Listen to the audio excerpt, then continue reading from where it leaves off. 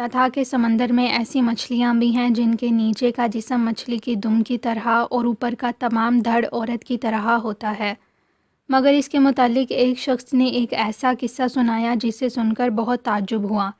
چونکہ یہ قصہ سنانے والا شخص یورپ میں کئی شہروں کی سیر کیے ہوئے تھا، اس لیے ہو سکتا ہے کہ اس کا بیان سچ ہو۔ وہ کہتا ہے، میں اپنی سیر کے زمانے میں ایک آدمی سے ملا جس کا نام شاہ رخ تھا۔ جس مکان میں رہتا تھا اس کے برابر ہی وہ رہا کرتا تھا۔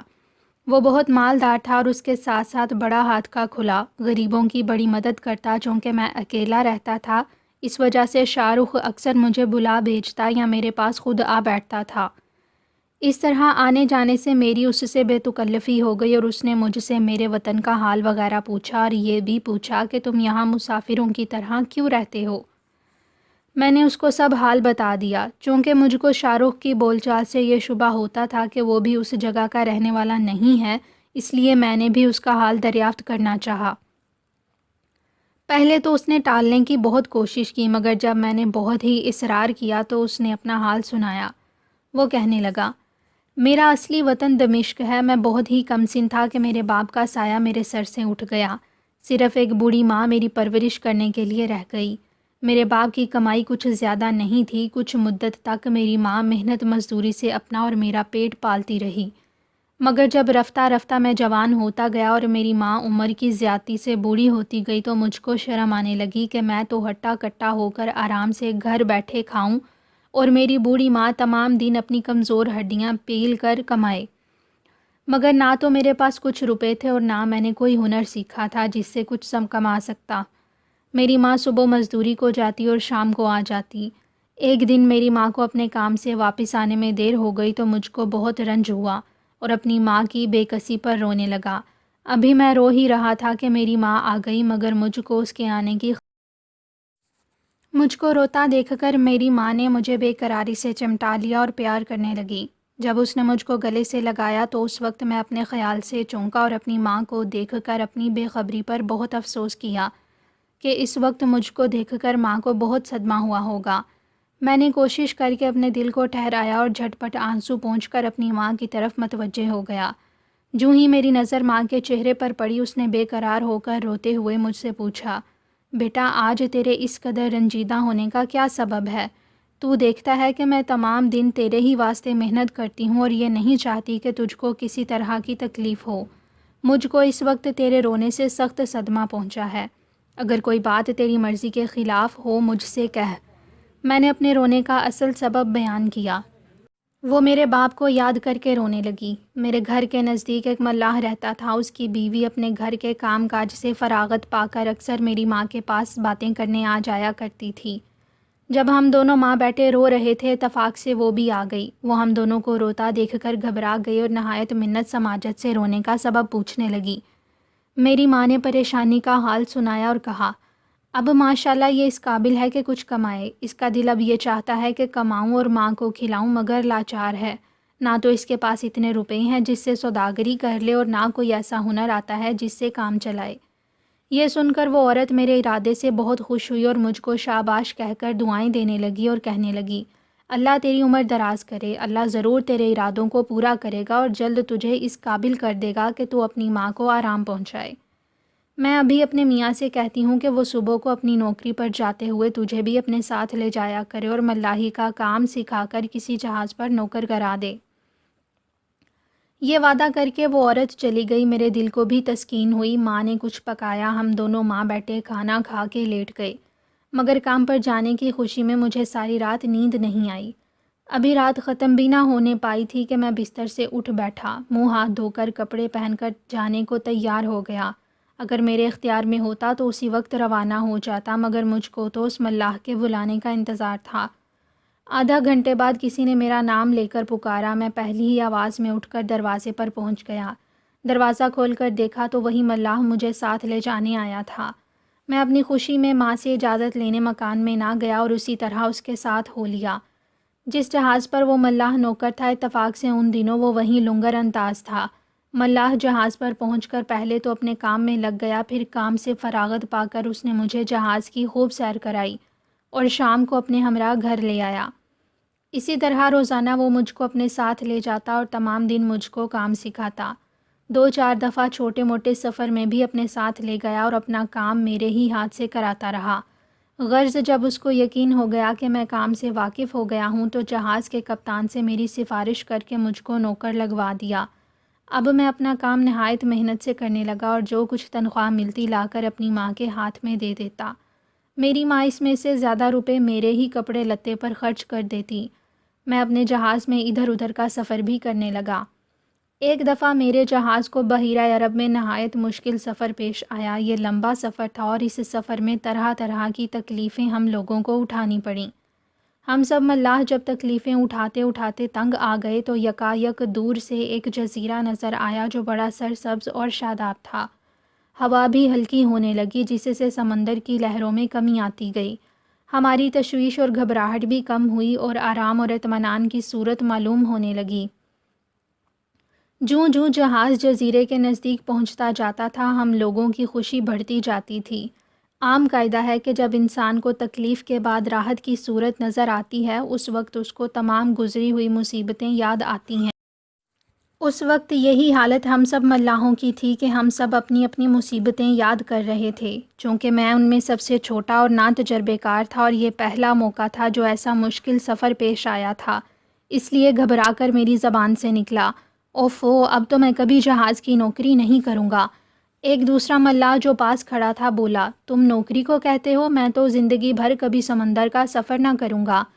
غرض اس طرح ہم سب آپس میں باتیں کر رہے تھے اور ہمارا افسر جس کا نام خلیل تھا اس وقت خود ہی بادبان کی رسیاں لپیٹ رہا تھا اور ہماری باتیں سن رہا تھا۔ چونکہ وہ بھی تمام دن کام کر کے تھک گیا تھا اس لیے رسیوں کو بادبانوں کے پاس ہی رکھ کر ہم سے باتیں کرنے لگا۔ وہ کہنے لگا، بے شک اس سفر میں ہم کو بہت سی تکلیفیں پیش آئی ہیں لیکن اب جو مصیبت پیش آنے والی ہے وہ ان سب سے زیادہ ہے۔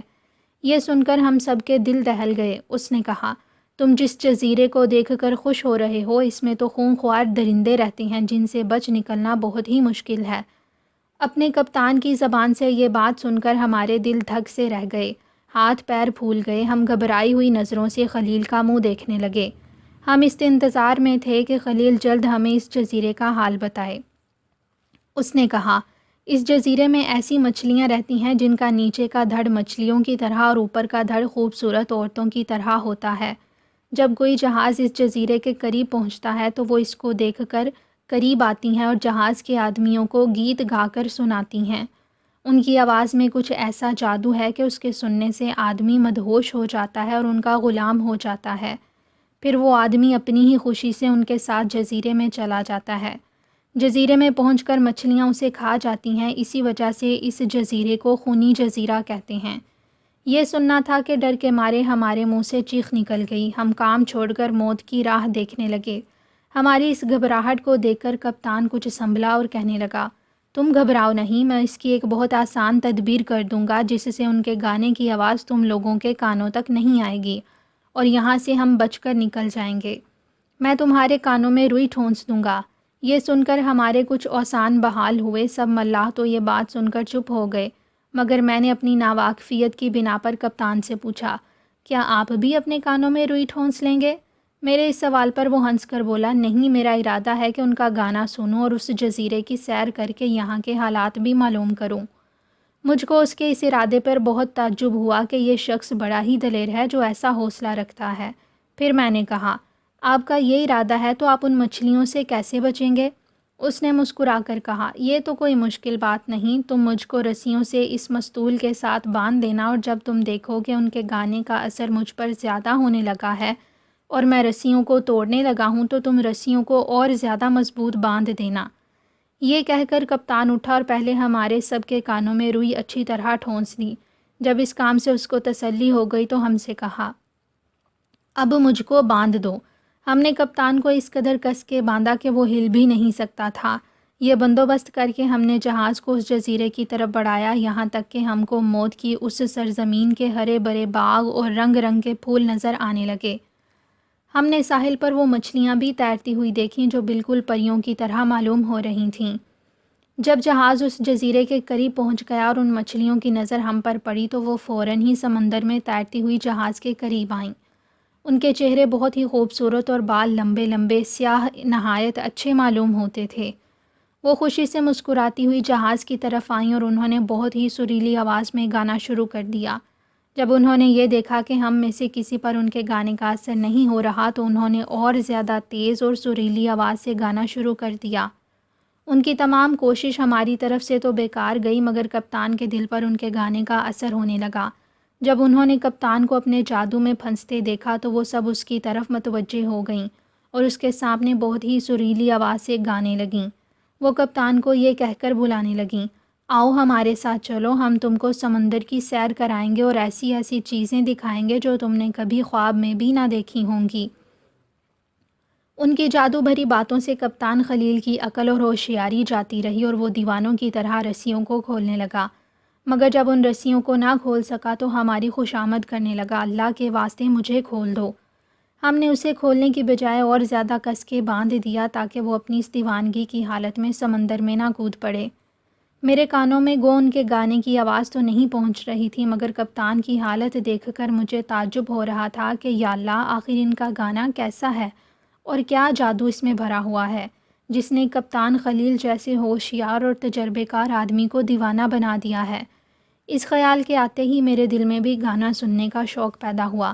اسی شوق میں اپنی موت کا خوف بھی میرے دل سے نکال بیٹھا اور میں نے اپنے کانوں سے روئی نکال کر پھینک دی۔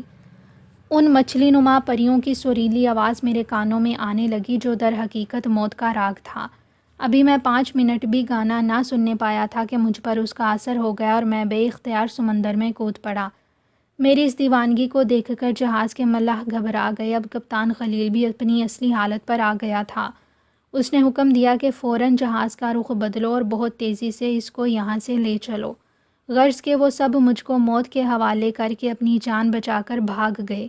میں نے سمندر میں گرتے ہی جزیرے ہی کی طرف رخ کر دیا۔ جب مچھلیوں نے مجھ کو پانی میں اپنی طرف آتے دیکھا تو وہ اپنی کامیابی پر خوش ہو کر میری طرف لپکیں اور مجھے اپنے ساتھ جزیرے کے ایک غار میں لے گئیں۔ میں نے دیکھا کہ وہ 7 مچھلی نما پریاں تھیں۔ جب میں ان میں سے کوئی میری طرف آتی تو دوسری اس کو ہٹا کر خود آنے کی کوشش کرتی۔ ان کی اس حرکت سے میں یہ سمجھا کہ وہ اس بات پر جھگڑ رہی ہیں کہ میں کس کے حصے میں آؤں۔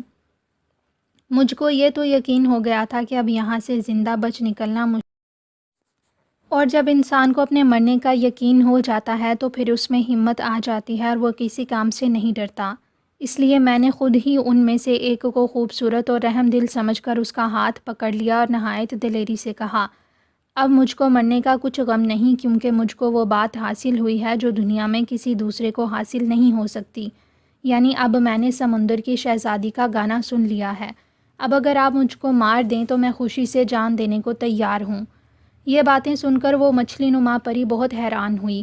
ایسا معلوم ہوتا تھا کہ جس قدر خوشی سے میں مرنے کو تیار ہو گیا تھا مجھ سے پہلے کوئی نہیں ہوا تھا، اور جس قدر میں نے باتیں کی مجھ سے پہلے اس قدر کوئی نہ کر سکا تھا۔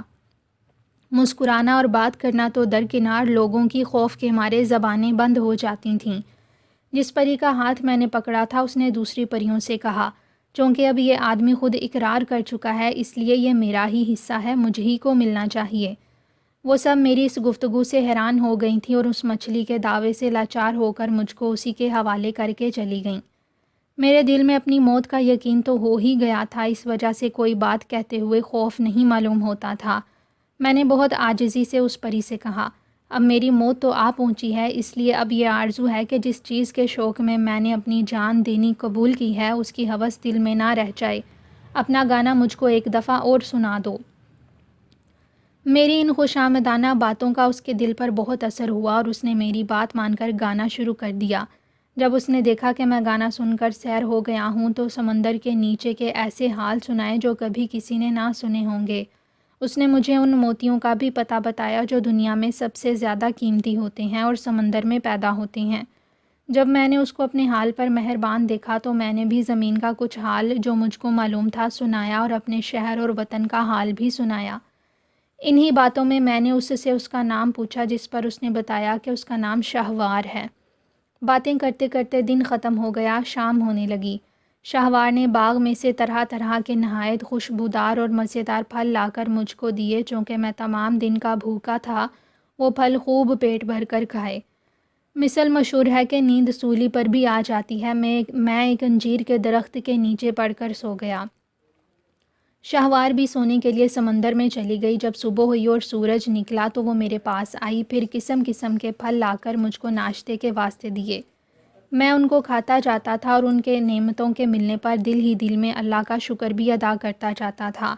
میں ناشتہ کر رہا تھا کہ شہوار میرے پاس بیٹھ گئی اور نہایت شوق سے زمین پر بسنے والے انسانوں کے بارے میں پوچھنے لگی۔ میں نے بھی اپنی موت کا وقت ٹلنے کو غنیمت سمجھ کر اپنی باتوں کو لمبا کر کے سنانا شروع کر دیا۔ میں نے ان سے انسانوں کے رہن سہن کے طریقے، ان کے کھانے اور کپڑے اور ان کے مکان اور شہر، ان کے رسم اور رواج کے بارے میں اسے بتایا۔ ان باتوں کو سن کر وہ بہت خوشی ہوئی اور بڑے شوق سے مجھ سے کہنے لگی، اگر میں تمہاری جیسی ہو جاؤں تو کیا تم مجھ سے شادی کر لو گے اور یہیں رہو گے؟ اس کے اس سوال پر میں کام گیا۔ پہلے تو میں یہ سمجھا تھا کہ مر کر دنیا کے جھگڑوں سے چھوٹ جاؤں گا، مگر یہ خبر نہ تھی کہ زندہ موت کے منہ میں رہنا پڑے گا۔ میں نے دل مضبوط کر کے کہا، میں انسان ہوں اور انسانوں ہی میں خوشی سے رہ سکتا ہوں۔ شہوار نے کہا، اچھا پھر زمین پر آدمیوں کی آبادی کی طرف چلو، میں وہاں کی سیر کرنا چاہتی ہوں۔ یہ سن کر میری جان میں جان آئی۔ اللہ کا شکر ادا کرتے ہوئے شہوار کے ساتھ ہو لیا۔ شہوار نے مجھ کو ہاتھوں پر اٹھا لیا اور سمندر میں کود کر تیرنے لگی۔ وہ اس قدر تیزی سے سمندر میں تیر رہی تھی کہ مجھ کو بھی تعجب ہو رہا تھا۔ میں نے جہاز کی نوکری میں اکثر جانوروں کو سمندر میں تیرتے ہوئے دیکھا تھا، مگر اس قدر تیزی کسی میں نہیں دیکھی تھی۔ اسی طرح سمندر میں تیرتے ہوئے سورج چھپنے لگا اور جب رات ہو گئی تو شہوار مجھ کو لے کر سمندر کے کنارے پر آ گئی۔ میں ساحل کی طرف سے خشکی کی طرف چلنے لگا۔ وہ بیچاری بھی میرے ساتھ زمین پر گھسٹتی ہوئی چلی۔ مگر آپ جانتے ہیں کہ پانی میں رہنے والے جانوروں کا بدن نہایت نازک ہوتا ہے۔ وہ تو خشک مٹی تک سے چھل جاتا ہے، وہاں تو زمین پتھریلی تھی جس پر اس کو چلنا پڑا۔ تھوڑی ہی دور چل کر اس کا جسم زخمی ہو گیا۔ اس کی یہ حالت دیکھ کر مجھ کو بہت رنج ہوا اور میں نے شہوار سے کہا، کل تم مجھ کو لے کر چلی تھی، آج میری باری ہے۔ یہ کہہ کر میں نے اس کو پیٹھ پر اٹھا لیا اور چٹان پر چڑھنے لگا، لیکن چونکہ صبح سے بھوکا تھا اور راستہ بھی سخت کٹھن تھا، چلتے چلتے تھک گیا۔ پھر چونکہ ایک پتھر سے ٹھوکر لگی تو گرا، لیکن میں نے اپنی جان کی پرواہ نہ کی اور شہوار کو گرنے سے بچا لیا۔ گرنے سے میرے سخت چوٹ لگی اور میں چلنے کے قابل نہ رہا، البتہ شہوار بچ گئی۔ پتھریلی زمین پر چلنے سے شہوار تو بالکل ہی لاچار تھی، میں بھی چوٹ لگنے سے چلنے کے قابل نہ رہا۔ یہ حالت دیکھ کر شہوار کو بہت رنج ہوا اور نہایت مجبوری کی حالت میں وہ مجھ سے بولی، اب میرا اور تمہارا ساتھ رہنا مشکل ہے، بس اب مجھ کو سمندر میں جانے دو اور تم اپنے وطن کا راستہ لو۔ شہوار کی یہ بات سن کر مجھے بہت رنج ہوا۔ میں نے اس سے کہا، تم نے تو میری جان بخشی کی، مجھ کو زمین پر پہنچایا، افسوس کہ میں تم کو اپنی دنیا کی سیر نہ کروا سکا۔ شہوار بولی، یہ ممکن نہیں، تم اپنے وطن جاؤ، میں اپنے وطن لوٹ جاؤں گی۔ اس نے مجھے چمڑے کی ایک تھیلی دی جس میں سچے موتی بھرے ہوئے تھے اور پھر وہ مجھے اللہ حافظ کہہ کر سمندر میں چلی گئی۔ میں ساحل پر پڑا اس وقت تک اسے دیکھتا رہا جب تک وہ نظروں سے اوجھل نہ ہو گئی۔ میں نے رات وہیں ساحل پر گزاری۔ صبح ہوئی تو اٹھ کر آہستہ آہستہ چلنے لگا۔ وہاں انجیر کے بہت درخت تھے، اسی کے پھل توڑ کر کھا لیے۔ اس طرح 2 دن اور 2 راتیں گزارنے کے بعد تیسرے دن ایک چھوٹی سی بندرگاہ نظر آئی۔ خوش قسمتی سے اگلے ہی دن ایک جہاز دمشق جانے والا مل گیا۔ میں نے کپتان کو ایک چھوٹا سا موتی نکال کر دیا تو وہ خوش ہو گیا اور فوراً مجھے اپنے ساتھ لے جانے پر تیار ہو گیا۔ راستہ اطمینان سے کٹ گیا اور سفر میں کوئی غیر معمولی واقعہ پیش نہ آیا۔ جہاز سے اتر کر میں دوڑتا ہوا گھر پہنچا۔ میری ماں خاموش اور اداس بیٹھی تھی۔ میں جا کر اس سے لپٹ گیا۔ ماں نے حیرانی اور خوشی سے مجھے گلے لگا لیا، بہت پیار کیا۔ اسے تو یہ خبر ملی تھی کہ میرا جہاز ڈوب گیا ہے اور کوئی بھی زندہ نہیں بچا۔ وہ میری جدائی کے غم میں بیمار پڑ گئی تھی، اب مجھے جو دیکھا تو گویا دوبارہ زندہ ہو گئی۔ شہوار نے جو موتی مجھے دیے تھے ان میں کچھ موتی میں نے بیچے اور یہ بڑا سا آرام دہ مکان اور سامان خریدا اور اپنی ماں کی خدمت اور دیکھ بھال کے لیے نوکر چاکر رکھے۔ وہ کہتی تھی، بیٹے اس کی کیا ضرورت ہے؟ تو میں جواب دیتا تھا، ماں تم نے کتنی تکلیفیں اٹھا کر مجھے پالا ہے، اب یہ میرا فرض ہے کہ میں تمہیں ہر طرح سے آرام پہنچاؤں۔ اس ملاح کے جس نے مجھے جہاز پر نوکر کرایا تھا مر جانے کا مجھے بڑا دکھ ہوا۔ وہ میرا محسن تھا۔ میں نے اس کی بیوی کے لیے ایک رقم مہیا کر دی اور اس کے بچوں کی تعلیم اور تربیت کی پوری ذمہ داری قبول کر